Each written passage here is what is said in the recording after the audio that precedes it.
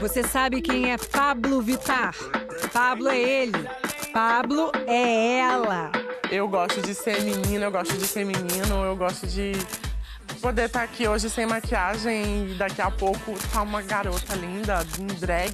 Eu me sinto como se fosse um escudo, onde ninguém pode me atingir quando eu tô em Pabllo Vittar. Pabllo é a mais nova cara do pop brasileiro. E o clipe que fez em parceria com a cantora Anitta e o grupo de música eletrônica Major Lazer é um dos maiores sucessos que Uma revolução em todos os sentidos, visual e estética e musical e sonora. Eu juntei tudo, samba, rocha, tecnobrega.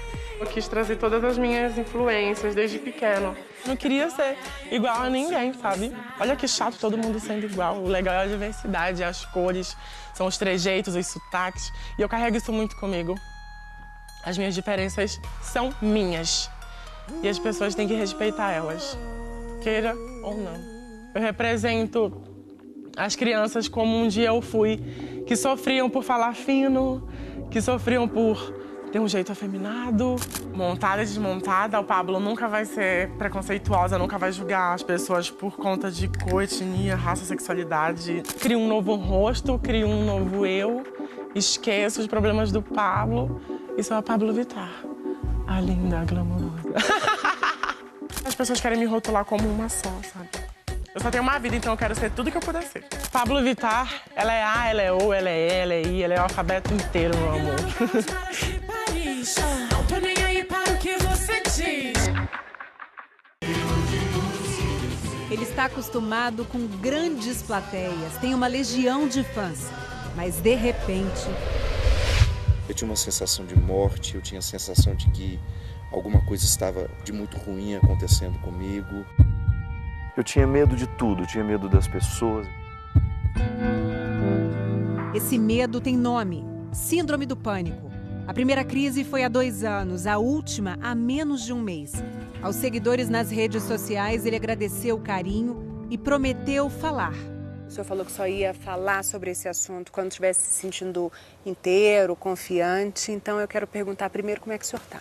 Estou bem melhor, graças a Deus, medicado, vivendo um processo de recuperação diária, de superação diária. O que aconteceu? Eu estava pousando em Fortaleza no final de julho, estava bem, e de repente tive um sintoma muito semelhante ao que eu tive há 2 anos atrás, quando eu fui diagnosticado com síndrome do pânico. E ali, Poliana, eu já não senti vontade de sair do avião. Aí, para descer do avião, ali mesmo, sentado, eu já peguei o medicamento que eu já tinha dentro da bolsa, tomei, desci, já entrei dentro do hotel num estado de desespero, de mal-estar, mas o remédio fez o efeito, passou. Mas quando eu cheguei a segunda-feira em casa, que eu desci do carro que me levou, eu desabei. Que às vezes eu me pegava me escondendo debaixo da cama. Nossa. Tamanho pavor que eu sentia. O transtorno de pânico, ele se caracteriza por ataques de pânico.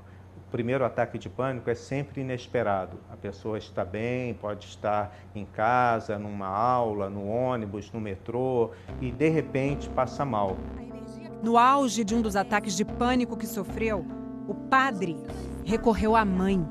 E teve um dia que meu desespero era tão grande que eu não queria falar com outra pessoa que não fosse ela. Eu sou o padre Fábio de Mello, eu tenho muita responsabilidade como o padre Fábio de Mello, mas eu continuo sendo o Fabinho, da minha mãe. Isso abalou a sua fé? Muito. Foram dias em que eu decidi tanta coisa rapidamente. Que, por exemplo? Dentro de mim eu pensei, eu não quero mais ser padre. Eu não tenho mais coragem de enfrentar as pessoas. Eu não tenho mais condições de ser quem eu sou. Medicado, o padre Fábio se levantou. Voltou a cumprir sua agenda, a brincar, a postar. Cada dia um passinho, de preferência com os pés bem fincados no chão, como a gente experimentou aqui durante a nossa conversa. Eu tenho que pensar o tempo todo que eu vou dar conta, que isso não é um bicho de 7 cabeças, ajudado pela química que já está no meu organismo. Terapia, eu tinha um pouco padre? esse preconceito. Ou algum tipo de análise? É o próximo passo. Você tem medo de uma nova crise? É o medo do medo. A gente acaba virando um escravo do medo. O grande terror do paciente com transtorno de pânico é passar mal, é ter outro ataque de pânico. A pessoa está livre dos ataques de pânico quando ela começa a esquecer que pode passar mal. Ao falar abertamente sobre o transtorno, o padre acredita que pode ajudar muita gente que sofre do mesmo mal. Segundo a Organização Mundial de Saúde, o Brasil tem mais de 9% da população com algum transtorno de ansiedade. São mais de 18 milhões de pessoas. Não é uma invenção, não é uma frescura, é um transtorno químico, provavelmente de origem hereditária e que traz enormes consequências se não tratado. Mas você ainda não se sente como se tivesse virado essa página? Não, ainda não. Tenho muita humildade em reconhecer que não estou inteiro, que estou trabalhando, mas eu não posso parar, porque eu tenho consciência que parar hoje significa dar razão à síndrome do pânico, a permitir que ela tome conta de mim. Hoje eu estou mais confiante, retomei essa fé que me move. Eu acho que foi extremamente providencial eu ter vivido isso, porque hoje, se eu já tinha um respeito pelo sofrimento humano e pelo mistério que é o ser humano, hoje eu tenho muito mais. Obrigado. Muito obrigada eu, porque mesmo com síndrome do pânico, as tuas palavras continuam sendo palavras que fazem bem para quem está ouvindo. Amém. Muito obrigado pelo carinho.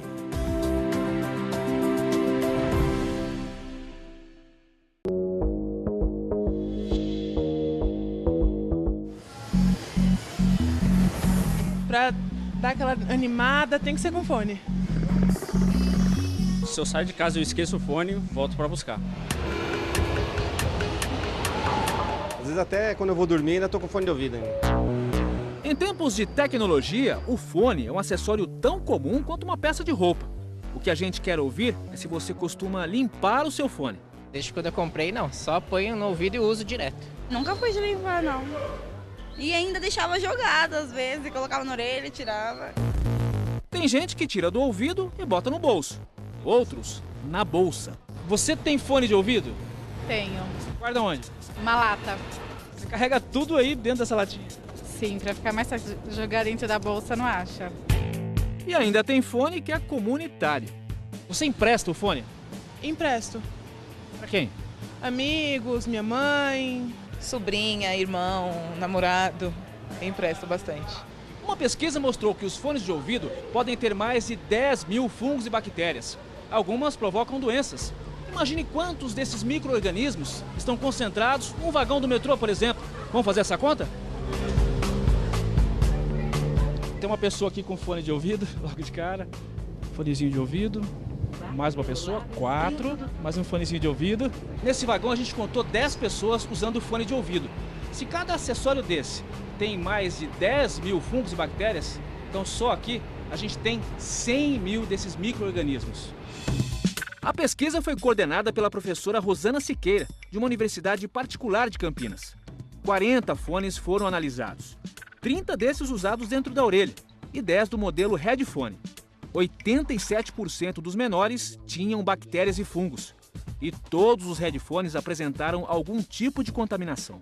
Foram encontrados os fungos, que podem ocasionar a otomicose, que são as infecções, as micoses auriculares. Encontramos também as bactérias, dentre elas os estafilococos, que ocasionam as infecções de pele no geral, e principalmente as otites.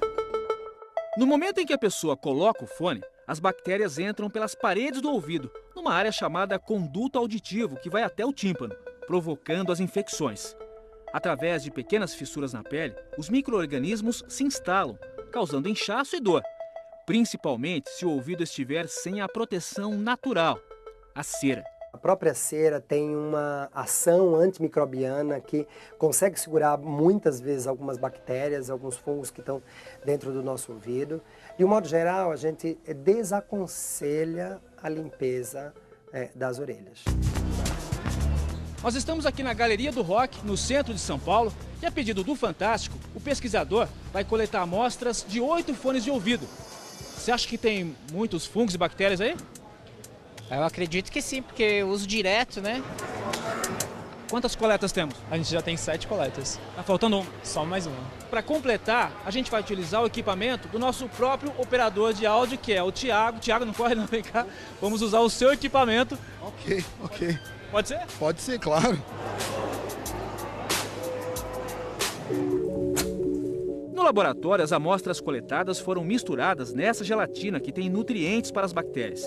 Após 2 dias na estufa, o resultado foi impressionante. Esses pontinhos cinza, por exemplo, aqui são todas bactérias? São todas colônias de bactérias. Dá para dizer quantas tem aqui? É difícil. Ah, tem mais de 10 mil com certeza. Todos os 8 fones testados pelo Fantástico estavam contaminados. Pessoal, diante desse resultado, vale escutar as dicas dos especialistas. Nunca compartilhe o fone.